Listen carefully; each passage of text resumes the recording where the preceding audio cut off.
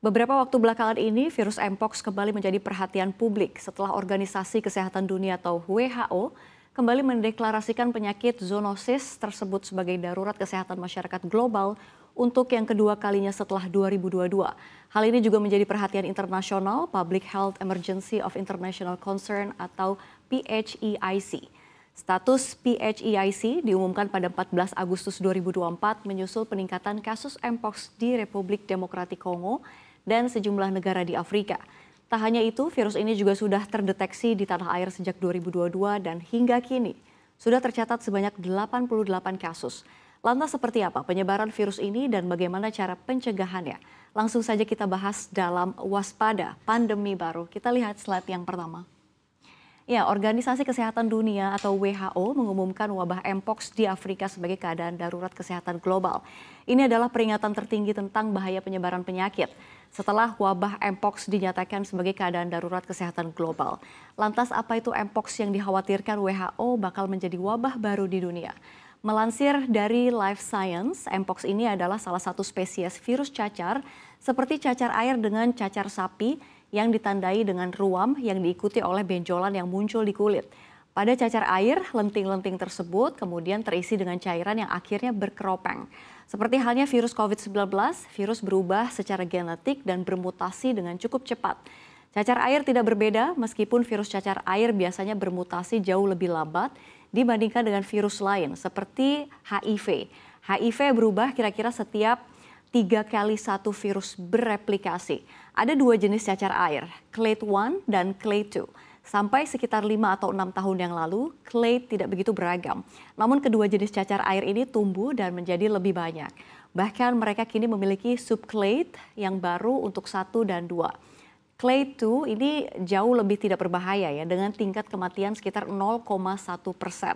Dengan kata lain, kira-kira hanya 1 dari 1.000 kasus Mpox yang berujung meninggal dunia.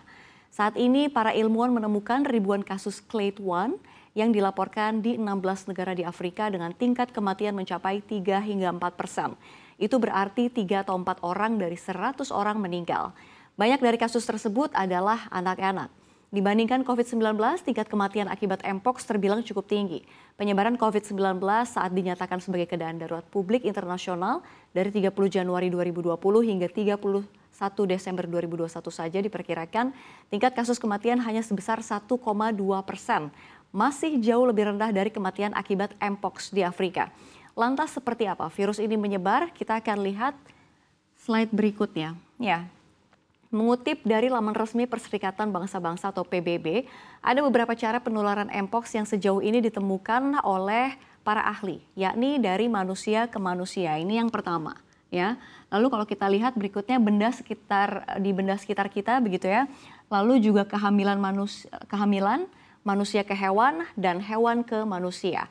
Pertama, manusia ke manusia. Ini sejauh ini Mpox ditemukan dapat menular dari manusia ke manusia melalui sentuhan, hubungan seks, dan berbicara atau bernapas di dekat seseorang yang mengidap Mpox. Dilaporkan penularan melalui berbicara atau bernapas dapat terjadi berkat partikel pernapasan atau droplet dari pasien terkonfirmasi. Namun WHO mengungkapkan ya bahwa penelitian lebih lanjut masih harus diperlukan untuk mengetahui bagaimana virus menyebar selama wabah di berbagai tempat dan kondisi. Lalu kedua ya, di sekitar benda.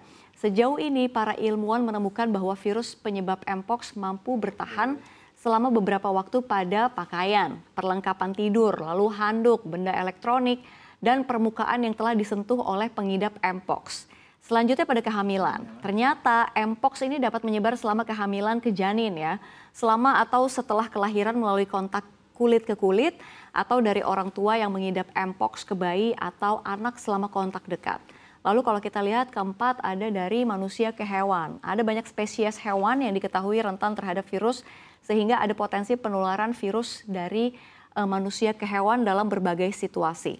Maka dari itu orang yang telah terkonfirmasi atau diduga menerima Mpox harus menghindari kontak fisik yang dekat dengan hewan, termasuk peliharaan seperti kucing, anjing, dan hamster, serta ternak dan satwa liar. Dan yang terakhir, dari hewan ke manusia. Seseorang yang melakukan kontak fisik dengan hewan yang membawa virus seperti beberapa spesies monyet atau hewan pengerat darat seperti tupai pohon, ini juga dapat tertular Mpox. Biasanya paparan tersebut dapat terjadi melalui gigitan atau cakaran. Gak hanya itu lagi pemirsa, penularan juga bisa terjadi selama aktivitas seperti berburu, menguliti, menjebak, atau menyiapkan makanan. Virus ini juga dapat tertular melalui makanan atau makan daging begitu ya yang terkontaminasi yang tidak dimasak secara matang. Lantas virus Mpox ini sudah tersebar di mana saja? Kita lihat slide berikutnya.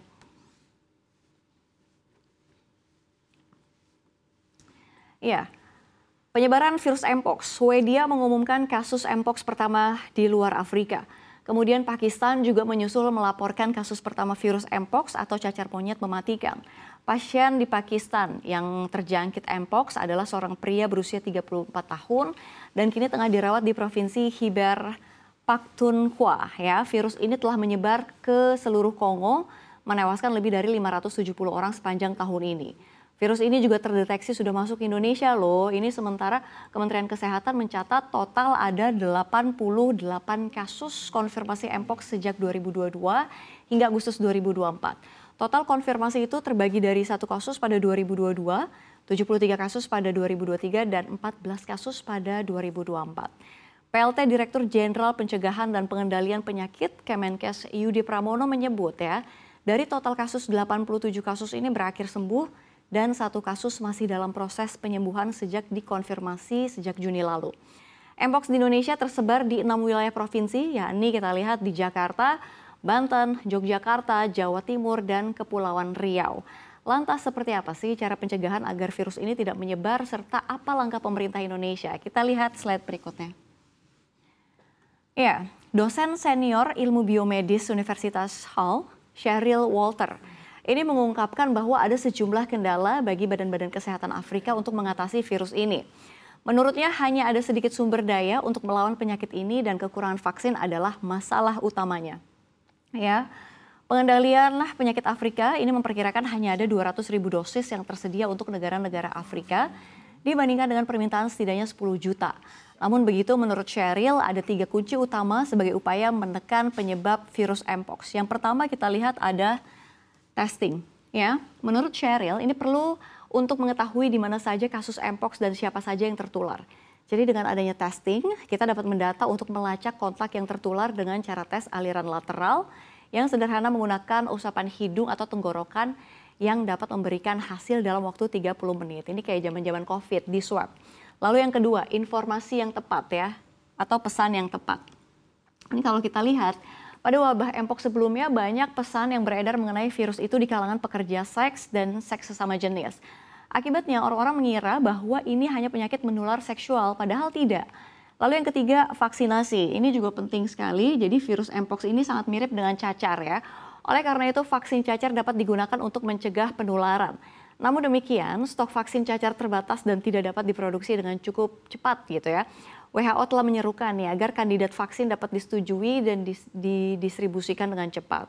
Selain itu pemerintah Indonesia juga akan mengupayakan melakukan perketatan pintu masuk khususnya bagi pelaku perjalanan dengan gejala. PLT Direktur Jenderal Pencegahan dan Pengendalian Penyakit Kemenkes Yudi Pramono mengatakan WHO tidak mengeluarkan pembatasan perjalanan. Kementerian Kesehatan juga menyatakan tengah menyiapkan pasokan vaksin dari berbagai negara untuk menangani wabah cacar monyet atau virus Mpox di Indonesia. Vaksin yang akan diterima adalah salah satunya berasal dari bantuan ASEAN. Ini sebanyak 2.850 dosis. Selain itu pemerintah Indonesia juga memesan vaksin sebanyak 1.600 vial dari Denmark. Selain itu menyiapkan vaksin, Kemenkes memperkuat pemantauan alias surveillance terkait temuan kasus Mpox di semua fasilitas kesehatan. Yudi juga mengatakan nih, penguatan itu turut dilakukan dengan penyelidikan epidemiologi. Ya, tak hanya itu, Kemenkes menyiapkan laboratorium rujukan yang sejauh ini mencapai 12 fasilitas di berbagai daerah di Indonesia. Lagi-lagi Yudi menegaskan stok obat-obatan untuk para pasien Mpox yang terkonfirmasi telah disiapkan. Beberapa di antaranya obat antivirus, obat-obatan yang sesuai dengan gejala pasien. Berbeda dengan Indonesia, Prancis ini akan menyumbangkan 100.000 dosis ke negara-negara yang mengalami keadaan darurat Mpox. Jadi Perdana Menteri Prancis ini Gabriel Attal mengatakan ya, kini pihaknya tengah menyiapkan pusat vaksin dalam negeri. Dan Prancis ini akan menyumbangkan vaksin tersebut melalui Uni Eropa. Amerika Serikat juga menyatakan akan menyumbang 50.000 dosis vaksin Mpox ke Republik Demokratik Kongo. Badan Kesehatan PBB ini telah menyerukan peningkatan besar dalam produksi vaksin dan mengatakan bahwa kampanye vaksinasi harus menjadi prioritas utama bagi negara-negara yang terkena dampak. Badan Kesehatan Uni Afrika ini mengatakan sekitar 200.000 vaksin akan disebarkan di seluruh Afrika terkait perjanjian dengan Uni Eropa dan perusahaan obat Denmark, Bavaria Nordic yang vaksinnya disetujui pada tahun 2019. Nah, itu tadi pemirsa gejala dan cacar antipasi dan cara begitu ya, antipasi virus Mpox yang saat ini kembali merebak. Tentu kita berharap ya dari antisipasi yang sudah dilakukan oleh pemerintah Indonesia ini dapat menekan jumlah kasus yang ada di Indonesia saat ini. Dan kita juga berharap virus ini tidak menjadi pandemi selanjutnya di dunia seperti COVID-19.